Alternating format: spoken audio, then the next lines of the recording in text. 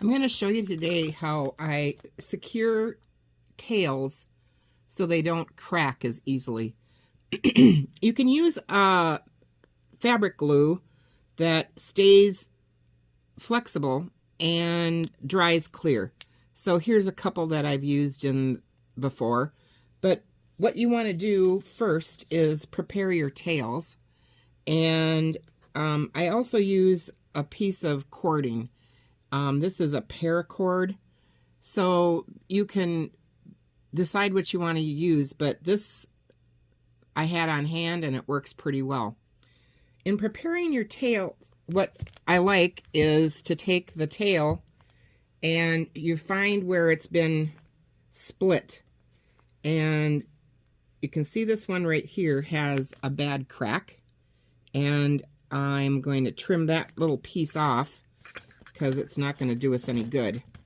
But normally what I do is I take the tail, gently open it up, comb out, there's usually a residual of sawdust in here, comb out that sawdust, and I go all the way down the tail to the tip as far as I can go.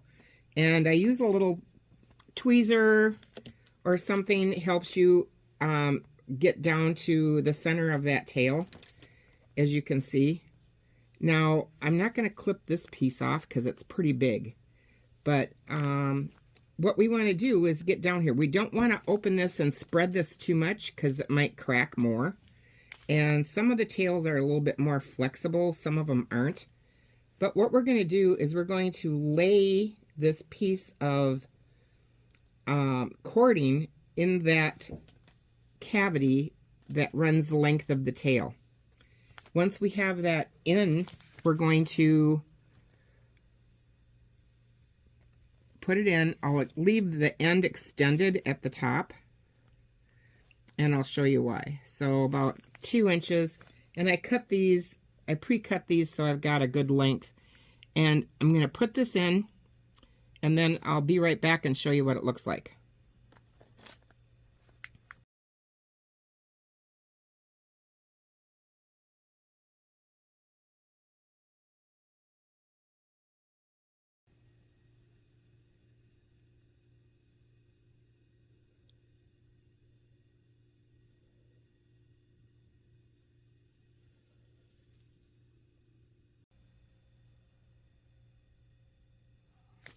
So this is how it looks after I've got that cording down the center. Hopefully you can see this. It's just laying right in that crack of that split tail. Now what I do is I take and I start at the tip and I just put a bead of glue down in between the tail, catching that cord, and I want it pretty generous. And then what you do is you pinch it together so it dries. Now, when you do this, what's happening is it's okay if the hair sticks together a little bit because that's going to help keep it together. But you just want to make sure you've got that area in between on both sides of that cord glued well. The cord will help keep the tail from cracking apart. And, you know, people love to pull on these and they twist, and it just gives it more support if you're going to use it for something. This set of tails, I've got 18 to do, and I'm going to use these on the edge of a blanket throw, and they're going to be detachable. I'm going to be putting a tassel cap on the end of the cord, and you can see how that glue just lays in there.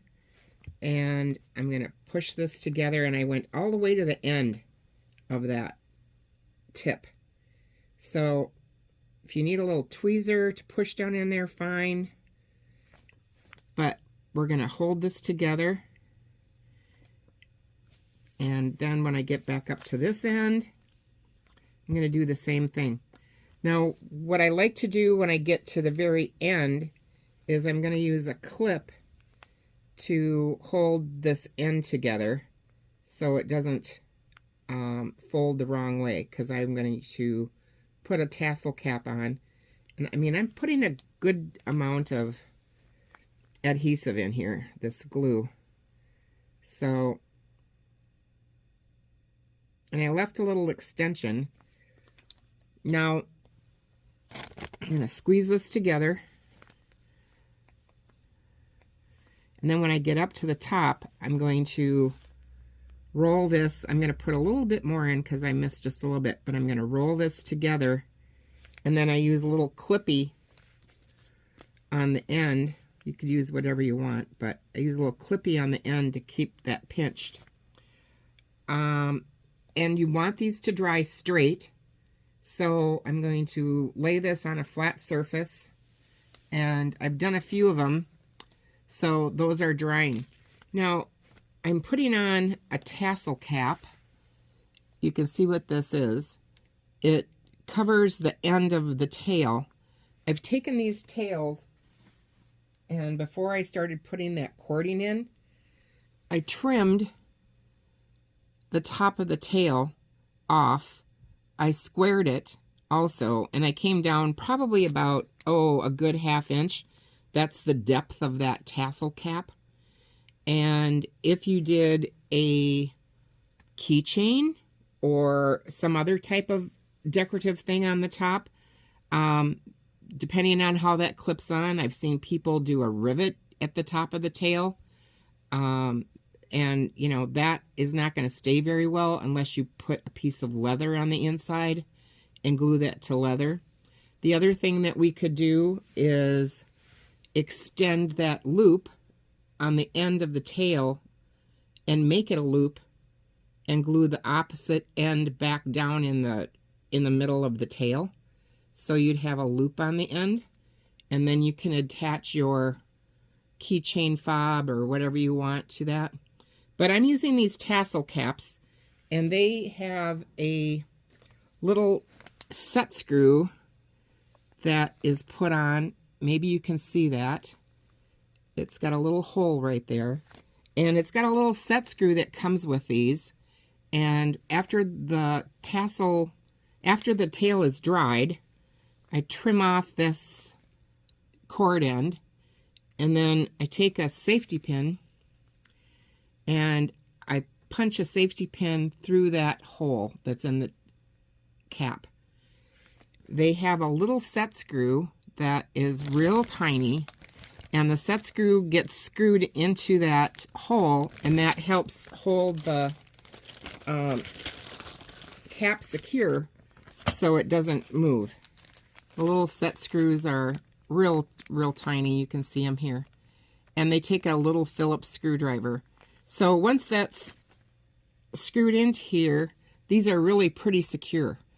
I'm going to attach these to my blanket. I'm going to take off this jump ring, and I'm going to use a lobster claw clasp and attach the lobster claw clasp to the blanket, and then these will be able to be taken on or off. They don't need the extra chain, but because that would just make them too swingy and too long. But yeah, your tails will stay nice and straight, and whether you use them for a keychain or you're putting these on your backpack or your blanket, put a cord down the center of your tails. Glue them. You can also use a cloth, real narrow strip of grosgrain ribbon, the 1/4 inch grosgrain ribbon. That works. And I used to take and sew that grosgrain ribbon in the center of the tail, and it takes a lot of time to do that. If you were going to connect a tail to another tail and have like a tail scarf, then what you do is you're going to use one long continuous piece of cord, and once you get the one tail done, then you're going to take your other tail and lay it on top and keep it going the same way, and continue your cord. And I've done tail scarves where I've had like maybe 8 or 9 of these together. And then where the tips come, where the tip overlaps, all I do is I just take thread and I go through the fur up and down, just kind of surrounding the tail core, and that holds the tail together, and the tail scarves really look pretty nice. And you can do this with any type of, you know, thick furred tail. These are fox. You could do it with coyote. You could do it with raccoon. You know, any fur type. I don't think mink would need it, but, you know, your big fur type tails, this works great. So I hope you will enjoy this, and subscribe.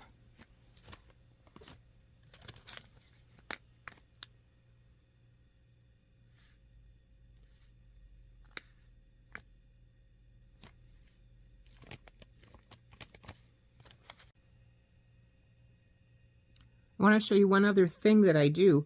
When I put the tassel cap on, I've got that end trimmed, and I take super glue, put super glue on the end of my, this is a super glue gel, so it's easier for me to work with. And I'm going and I'm surrounding this end up here with that glue, you see. Now I'm going to take that tassel cap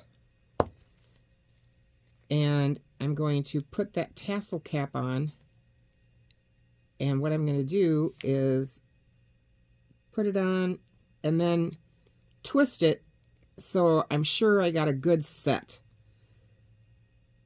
and then let that dry. So besides that set screw that is going to go right here, I've got that super glued on real well. So I let that dry before I put that set screw in that pilot hole that you see right there. But yeah, that should hold this really well.